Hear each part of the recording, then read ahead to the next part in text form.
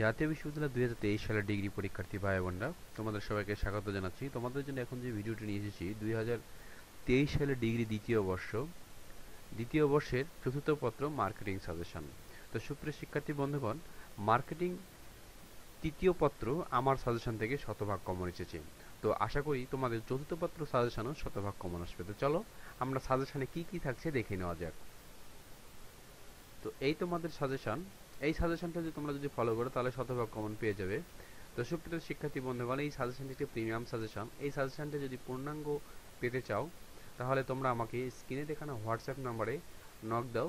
তোমাদেরকে এই সাজেশনটি সামান্য পারিশ্রমিকের বিনিময়ে সাজেশনটি দিয়ে দেওয়া হবে। সবাইকে ধন্যবাদ।